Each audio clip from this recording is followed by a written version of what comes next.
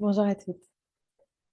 Alors, dans cette vidéo, on va parler un petit peu du système nerveux, de comment ça fonctionne.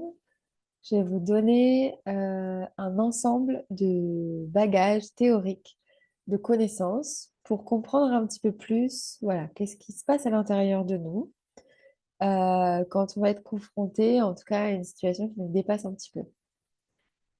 C'est des connaissances qui sont importantes parce qu'en fait, elles vont permettre aussi de mieux se connaître face à une situation qui nous dépasse, de mieux comprendre aussi, de déculpabiliser, parce qu'en fait, on va se rendre compte que c'est des réactions qui sont autonomes et sur lesquelles on a peu d'impact et de contrôle.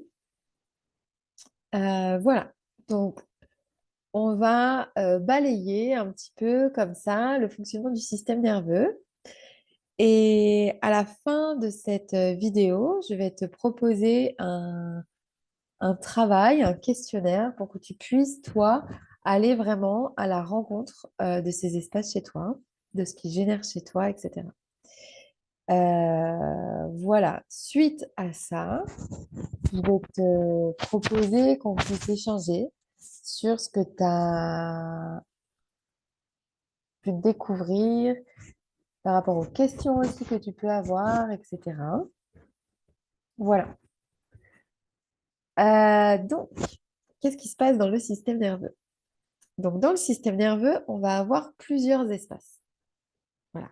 On va avoir plusieurs espaces qui vont être, qui sont tous normaux et qui vont être activés dans des situations différentes à chaque fois. Je vais d'abord parler du système nerveux ventral. Le système nerveux ventral, c'est quelque chose qui est là quand je me sens présente, quand je me sens en lien avec les autres, quand je me sens en sécurité. Donc, c'est l'état dans lequel je me sens quand je suis tranquille, apaisée, quand je suis dans une discussion où je sens que je peux être authentique. Dans cet espace, il y a des pensées du type je me sens bien, je me sens à ma place, je suis contente d'être là. Voilà.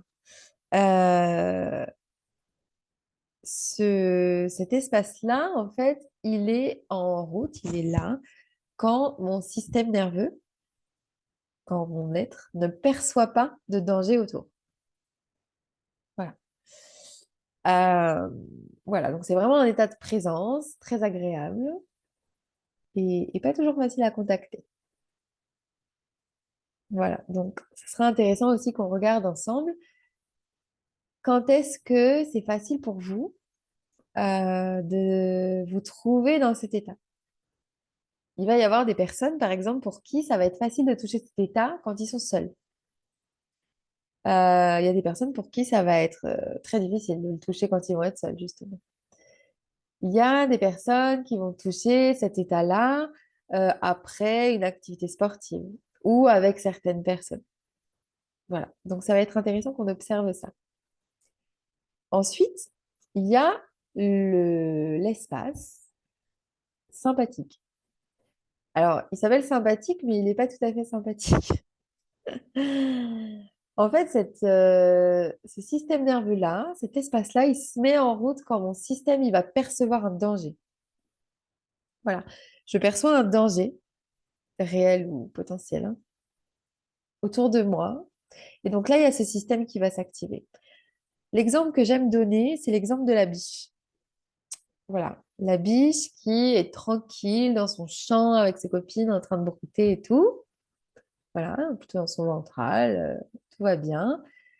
Et d'un coup, elle entend un bruit et il y a le sympathique qui s'active. Le sympathique, c'est quoi? C'est mon système perçoit un danger. Donc, qu'est-ce qui va se passer? D'un coup, je vais être dans un état d'alerte, un état de vigilance. Je vais devenir plus perceptive à mon environnement, plus méfiante. Il va y avoir quelque chose qui va se mettre en place dans le corps qui va être de l'ordre d'un état d'urgence. Il faut faire vite. Voilà. Le corps, en fait, qu'est-ce qui se passe à un niveau physiologique? Il y a une hausse de certaines hormones, dont le cortisol, euh, qui va en fait permettre que, s'il y a un réel danger, on puisse fuir ou combattre. Voilà. Le système sympathique, il est là pour ça. Néanmoins, souvent, le système sympathique, aussi intelligent soit-il, va percevoir des dangers selon notre prisme de ce qui a pu être dangereux à un moment donné. Et donc, il va nous confronter en fait à cet état-là dans des situations qui, en fait, dans l'actuel, dans le présent, ne sont pas dangereuses. Donc, le sympathique, ça va être quoi? Ça va être caractérisé principalement par un état d'agitation, un état d'inquiétude, une difficulté à se poser, de l'anxiété. On va aussi avoir dans cet état-là l'état de frustration, de colère, voire de rage. Voilà, c'est un état où il y a beaucoup d'agitation dans le système. Il y a beaucoup d'énergie dedans. Il va y avoir aussi des ruminations mentales. Voilà, je suis toujours en train de trouver, essayer de trouver une solution. Je pense, je pense, je pense. On va avoir un état d'être qui va être tourné plutôt vers le passé ou vers le futur. On n'est pas vraiment dans le présent.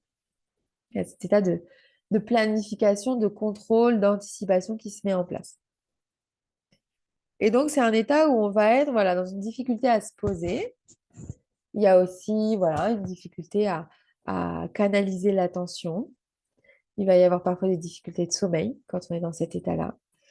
Euh, Au niveau du corps, ça donne quoi? Je vais avoir des tensions musculaires, des tensions dans la mâchoire, des crispations diverses et variées dans mon corps. Et puis surtout, je ne vais pas du tout être en lien avec l'autre quand je suis dans cet état-là, ni avec moi-même. En fait, je suis dans un état où vraiment, physiologiquement, je me prépare à affronter un danger. Voilà. Donc, je ne peux pas être en présence, tranquille, tout va bien. Donc, ça, c'est l'état sympathique. Je vais vous envoyer hein, à la fin de la vidéo un, un document où il y aura tout qui sera résumé. Voilà. Ensuite, on va dire le niveau au-dessus du sympathique, c'est-à-dire que quand mon système perçoit un danger plus, c'est-à-dire très intense pour mon être psychique, physique, et je rappelle que ce n'est pas forcément un danger réel, parce que mon système perçoit comme dangereux, et ça c'est très important, il va y avoir l'état dorsal.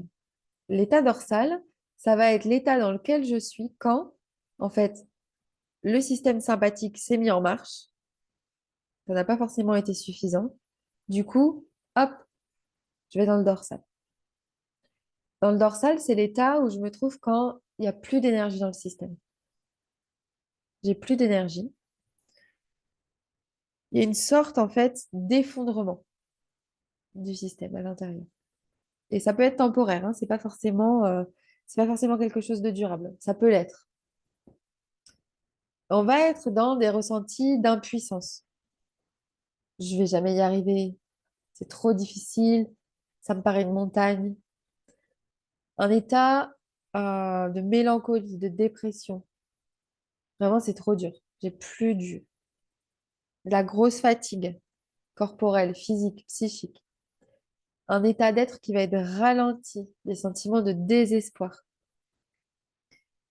C'est là aussi qu'on va trouver l'état de déprime. Au niveau cérébral, on va avoir un manque de clarté. Je ne sais pas du tout par où je dois aller pour que ça aille mieux, en fait. Là, je suis dans un état où, en fait, je suis perdue. Je suis perdue, j'ai plus d'énergie, c'est trop dur. Voilà. Donc, le ventral, je me sens bien, je me sens en lien, je me sens en sécurité. Mon système nerveux ne perçoit aucun danger autour de moi. Sympathique. Mon système nerveux a perçu quelque chose dans mon environnement qui est potentiellement dangereux pour moi. Je m'active.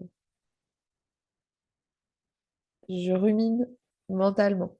Je suis anxieuse, agitée, prêt à réagir. Voilà.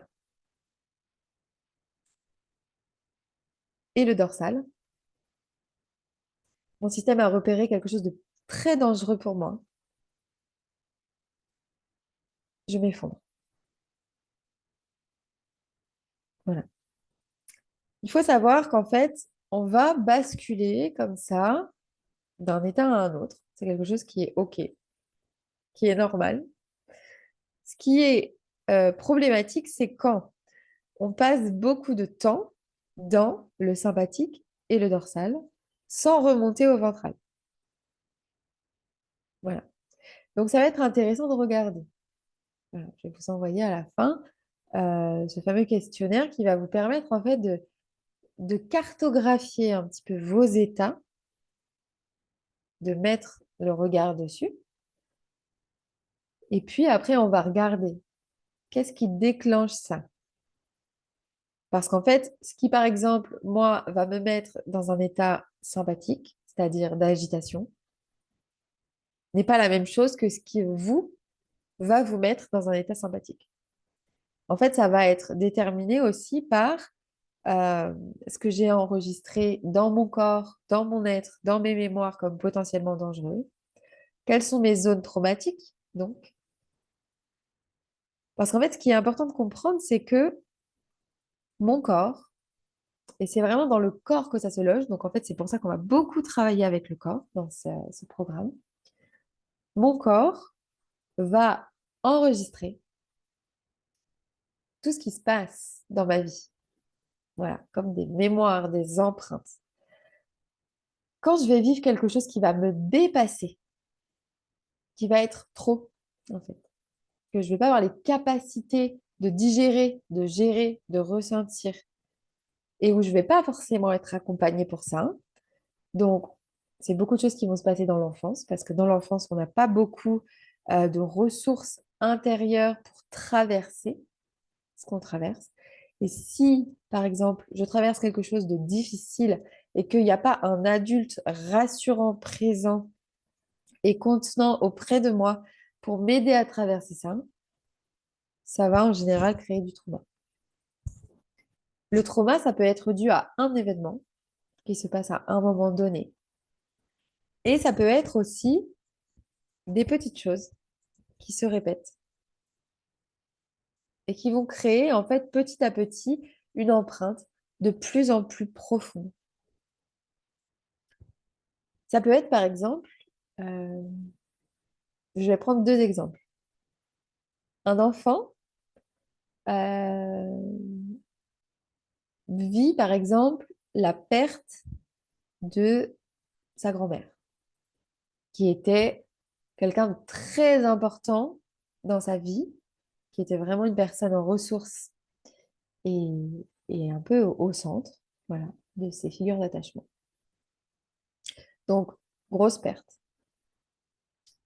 S'il y a quelqu'un, un parent, un adulte, plusieurs, qui sont en présence pour aider l'enfant à traverser ce qu'il a traversé, ça veut dire tout son émotionnel, son bagage de deuil, sa douleur. Si l'enfant, il peut appuyer aussi tous ses ressentis sur un adulte et être accompagné là-dedans, il y a peu de chances qu'il y ait quelque chose de traumatique. L'enfant, il va avoir ce souvenir de cette douleur, etc. Mais ça ne va pas rester enquisté dans le corps. Si par exemple, cet événement, avec la même intensité, la même douleur, n'est pas accompagné, n'est pas soutenu, comme l'enfant en aurait besoin à ce moment-là, parce que par exemple, la famille aussi est extrêmement affectée, les parents n'ont pas beaucoup de temps ou n'écoutent pas assez ce que l'enfant dit, ou minimise la douleur de l'enfant. Il y a plein de choses qui sont possibles. L'enfant va devoir vivre son émotionnel seul. Et donc là, ça va créer un trauma. Donc ça va créer une empreinte forte dans le corps. Ça, c'est la première situation. Voilà, c'est un trauma. à un moment donné, un instant T. Deuxième situation, il y a ce qu'on appelle les traumas répétitifs. Voilà. On va prendre l'exemple d'un jeune enfant qui a euh, une mère euh, qui a des comportements dévalorisants, qui a une attitude dévalorisante par rapport à son enfant. Une attitude de critique, de dévalorisation, de minimisation de ses émotions. Euh, voilà. Et qu'il n'y a personne à côté pour pouvoir dire à l'enfant, j'entends ce que tu traverses, ça doit être très compliqué. Donc, si l'enfant est seul à recevoir ça, ça va créer, au fur et à mesure, de toutes ces phrases, de toutes ces choses, de tous ces comportements, un trauma important dans le lien à l'autre. Potentiellement, qu'est-ce qui va se passer pour cet enfant? Il va garder tout ça dans son corps, intérioriser ses critiques, ça va affecter profondément l'image qu'il va avoir de lui-même. Et donc peut-être qu'il va réussir malgré tout à construire une estime de lui qui tient à peu près la route, voilà, dans l'âge adulte, avec pas mal de carapace quand même. Mais potentiellement, voilà, on imagine euh, cet adulte, il se retrouve au travail dans une réunion et là, un des membres de cette réunion vient remettre en question fortement son travail, euh, a une attitude dévalorisante vis-à-vis de lui, et cet adulte s'effondre. Alors, voilà, il s'effondre pas parce que ce collègue le touche profondément. Par contre, le comportement de ce collègue, il est venu toucher une zone traumatique. Cette zone traumatique, elle est teintée de toutes les émotions qui n'ont pas été traitées, qui n'ont pas été traversées, qui n'ont pas été exprimées. Et donc, elle s'active. Voilà un petit peu. Face à nos zones traumatiques, aux traumas qu'on a pu vivre enfant, qu'ils soient ponctuels ou chroniques, je prends des exemples extrêmes, hein, mais on a tous nos traumas. Voilà. On a tous des zones en nous qui voilà, ne se sentent pas assez, pas légitimes, n'osent pas s'exprimer, n'osent pas valider l'émotionnel qui traverse. On a tous en nous des espaces où c'est difficile de prendre sa place dans un groupe, c'est difficile d'être authentique, d'être complètement ce qu'on est face à l'autre. Euh, Qu'est-ce qu'il peut y avoir d'autre? Il y a tellement de choses. Euh, on a tous des traumas par rapport à la manière dont on va considérer notre corps, comment on va le traiter, comment on va en prendre soin, comment on va le mettre dans le lien à l'autre. Il y a tout ce qui est aussi autour de la sexualité, qui est un espace très intéressant pour aller regarder où est-ce que c'est sensible. Probablement qu'on viendra aussi sur ce sujet dans nos séances individuelles, parce que c'est vraiment une thématique très forte de sens. Donc, face à ces événements-là, on va mettre en place ce qu'on appelle des stratégies d'adaptation, des stratégies de survie, parce qu'il s'agit de survie psychique à ce moment-là, hein. Il peut y avoir la fuite, il peut y avoir l'attaque, il peut y avoir l'attitude de figement, je fais plus rien, je suis bloquée. Il peut y avoir le repli. Voilà, il y a plein de stratégies comme ça qu'on va adopter pour réussir en tout cas à s'en sortir face à ce qu'on traverse, face à ce qu'on vit.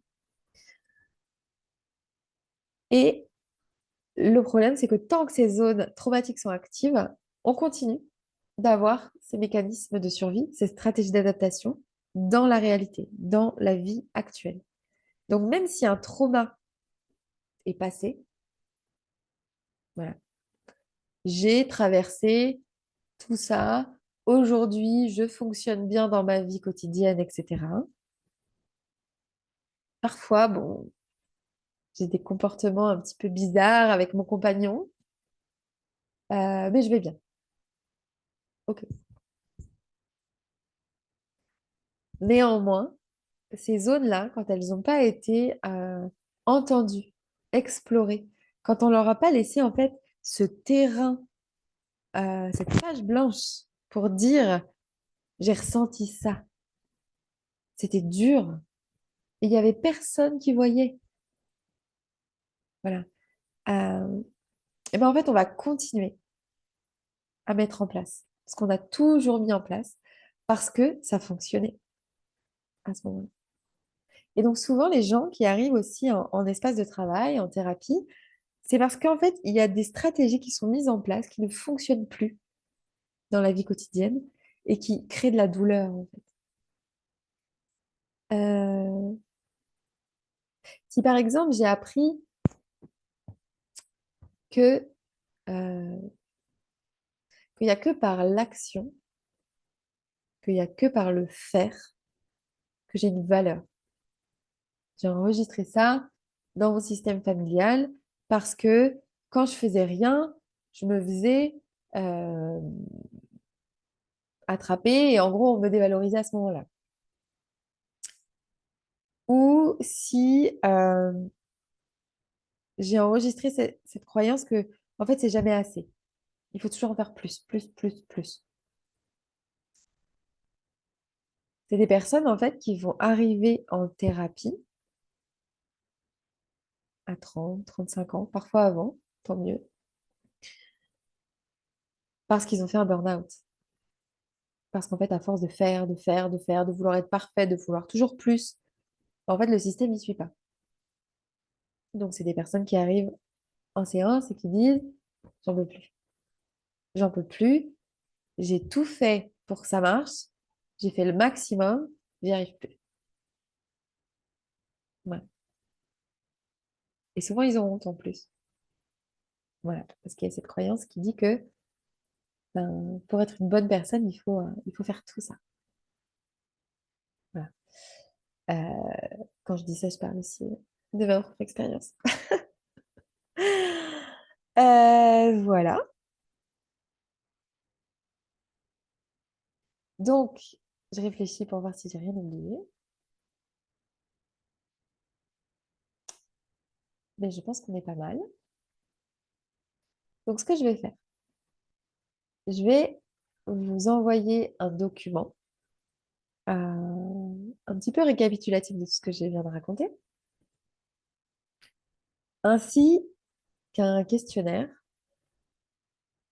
Et je vais vous inviter vraiment à prendre le temps de vous poser et de répondre à ces questions. Il s'agit en fait vraiment d'observer qu'est-ce qui me met dans tel état. C'est quand la dernière fois que j'étais dans un état dorsal et pourquoi? Est-ce que j'arrive à sentir pourquoi je passe d'un état ventral, où tout va bien, où c'est cool, où c'est chouette, à un état sympathique? Est-ce que j'arrive à regarder ça? Donc, je vais vous envoyer tout ça et vous allez voir, c'est intéressant de pouvoir vraiment cartographier notre propre fonctionnement qui est unique parce qu'il est teinté aussi de toutes nos expériences de vie. Voilà. Donc, je vous invite aussi, s'il y a des choses qui viennent, s'il y a des souvenirs, des choses qui arrivent, de les poser aussi dans votre carnet, euh, à les partager aussi, si vous le souhaitez, pour en fait garder aussi une empreinte de ces bulles d'informations qui remontent et qui vont remonter aussi pendant tout le cheminement qu'on va faire ensemble. Voilà.